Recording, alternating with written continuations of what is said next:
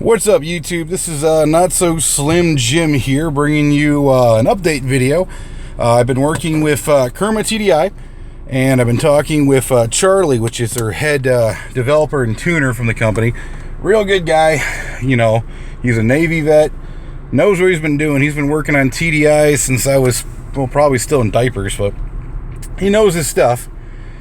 So anyways, been speaking with him about the DSG tune I got, and it's a great tune, especially versus the factory tuning for the transmission, which is good, but it leaves some to desire.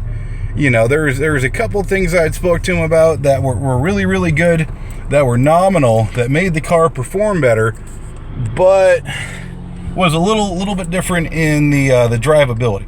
The one thing I talked to him about was shift firmness. Is it shifted like, you know, like you want a sport car to shift. The bad part though is it was a little rough. It wasn't super rough, but it was come on, white car. It was a little jerky. So I spoke to him about it, and he played around with it, and he brought the shift firmness down just a hair.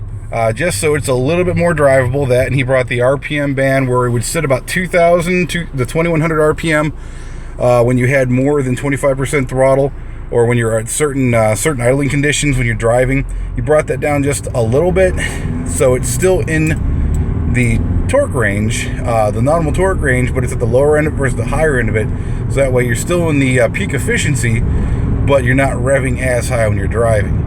Now, right now, I'm going through a 55 mile per hour zone, and another couple things we added on we're going to talk to while we're kind of in a steady speed is, if you notice right next to the clock, next to the gear indicator where you have, you know, drive, reverse, sport mode, he actually went ahead and added on where it shows what gear you're in, which isn't a major thing, but people requested it. People said, hey, you know, it's nice that you can do this.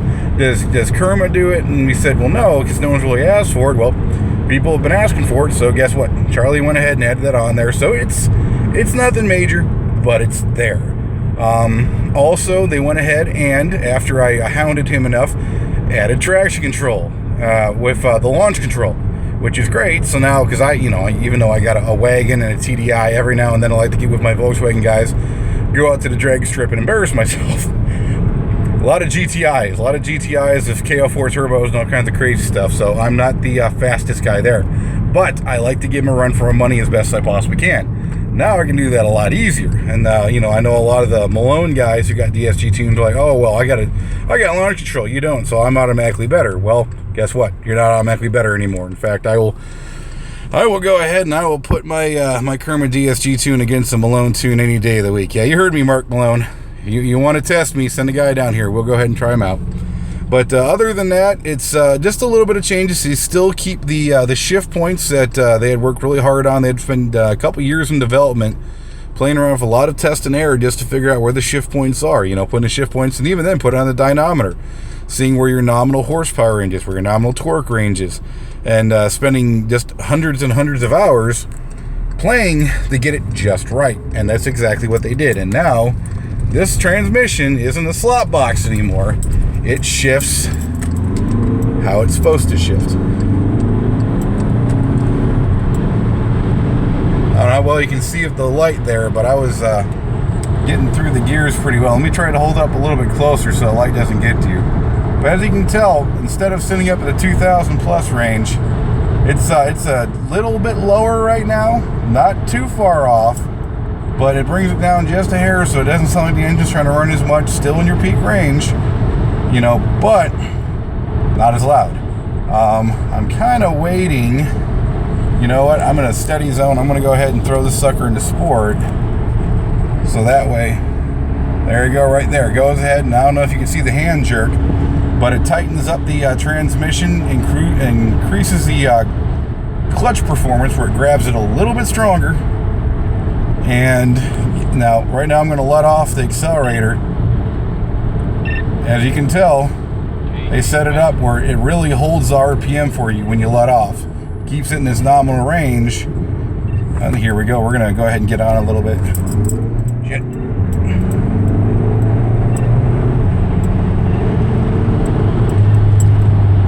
There we go. Now you can tell it's one of those, it picks up right where the torque is the best, lets off right when your peak horsepower lets off. That way you're always inside your most nominal horsepower and torque band, so that way you're not losing too much. Now I got it in sport mode, so it's sitting a little higher right now, and the feel of the car is just completely different when it's in sport mode, because it just, anytime you do anything to accelerate, you let off the accelerator, you get on the accelerator, you let off the accelerator, just barely.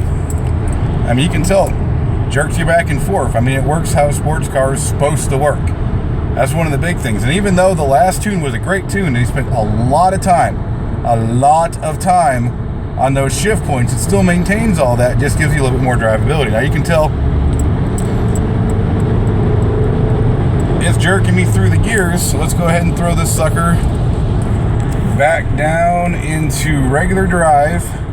I'm going around a curve here, so give me a second. I'm gonna get up here, and I'm on a kind of a country highway right now. So I'm gonna go ahead, once I get to a nice straight spot, I'm gonna show you how the traction control works. Or I'm sorry, the launch control of the traction control. Now, one of the big problems I've been having with it is, you know, I went from 140 horsepower and a little over 200 foot-pounds of torque to, you know, 170 plus horsepower with 360 foot-pound plus of torque.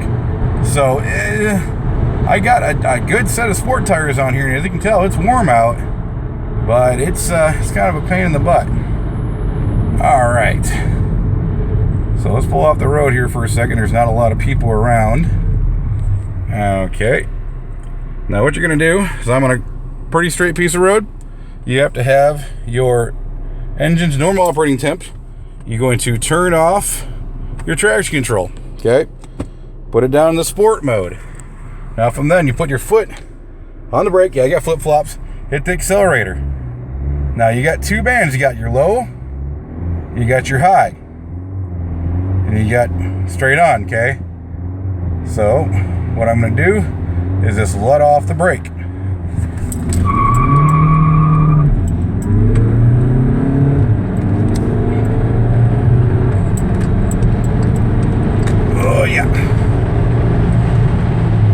And that is how the launch control works. Now that's right, you get launch control and a TDI.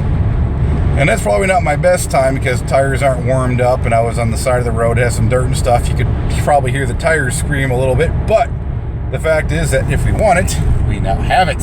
So if you want to play around and race someone, I'm going to go ahead and put it back in the drive. And overall, I mean, like I said, the tune before was great. This new tune, it's just a good little add-on. They made a couple little tweaks. They talked to the customers. You know, they listened to what we had to say, and they went ahead and did a couple modifications to it. So let me turn that back on. If you got any questions, comments, concerns, anything you want to know about this, this is Not So Slim Jim.